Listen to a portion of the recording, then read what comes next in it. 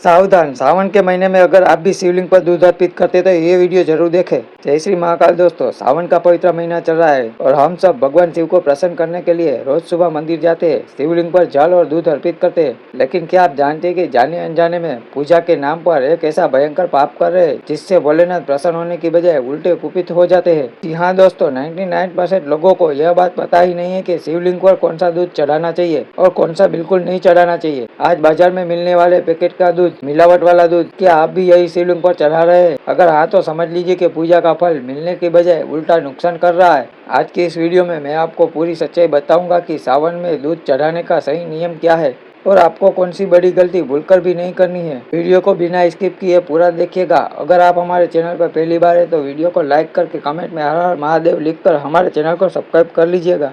तो दोस्तों, सबसे पहले हम बात करते हैं उस दूध की जो हमें शिवलिंग पर कभी नहीं चढ़ाना चाहिए। आज के समय में हम लोग क्या करते हैं, सुबह उठते ही फ्रिज में से पैकेट निकालते हैं और मंदिर लेकर चले जाते हैं। लेकिन शास्त्र और आयुर्वेद क्या कहते हैं, जरा ध्यान से सुनिए। पैकेट या फ्रिज का ठंडा दूध, आजकल लोग दूध को लंबे समय तक सुरक्षित रखने के लिए पैकेट में लाते हैं और उसे फ्रिज में रख देते हैं। लेकिन फ्रिज से निकला हुआ एकदम ठंडा दूध कभी भी शिवलिंग पर अर्पित नहीं करना चाहिए। शिवलिंग पर हमेशा ताजा और सामान्य तापमान वाला दूध ही अर्पित करना चाहिए। बहुत से लोग सोचते हैं कि भगवान को गर्म गर्म भोग लगाना चाहिए, इसलिए वे लोग दूध को गैस के ऊपर थोड़ा सा उबाल लेते हैं। लेकिन शास्त्रों के अनुसार शिवलिंग पर कभी भी गर्म दूध अर्पित नहीं करना चाहिए। शिवलिंग ऊर्जा और तेज का प्रतीक है। गर्म दूध चढ़ाने से पूजा का दोष लगता है। आजकल बाजार में दूध में पानी की मिलावट और केमिकल के चांस बहुत ज्यादा है। अगर संभव हो सके तो पैकेट के दूध की बजाय किसी भी गौशाला से शुद्ध गाय का दूध या खुले दूध का प्रबंध करें। अगर पैकेट का दूध मजबूरी में भी चढ़ाना भी पड़े तो उसे अच्छे से देख ले कि वह शुद्ध है या नहीं।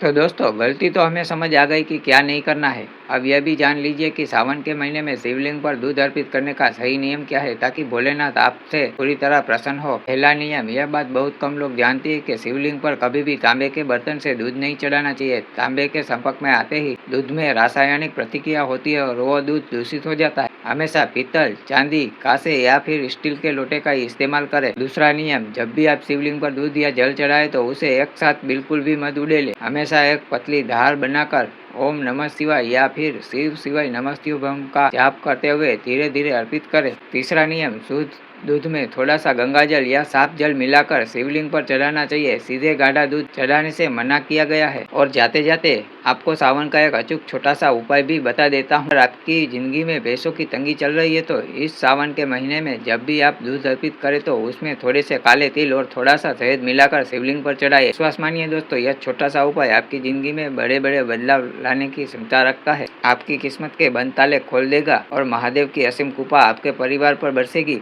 तो दोस्तों, अब से यह गलती बिल्कुल मत करना। शुद्ध और सही तरीके से ही महादेव की आराधना करना। अगर आपको यह जानकारी काम की लगी हो तो बिना कंजूसी किए एक लाइक जरूर कर दीजिएगा और इस वीडियो को अपने परिवार और दोस्तों के साथ शेयर जरूर कीजिएगा ताकि कोई और यह गलती ना करे। और चैनल को सब्सक्राइब करना बिल्कुल भी मत भूलना। कमेंट सेक्शन में पूरी भक्ति भाव से हर हर महादेव लिख दीजिए। अपना बहुत बहुत ख्याल रखिए। मिलते हैं अगली वीडियो में, तब तक के लिए जय श्री महादेव।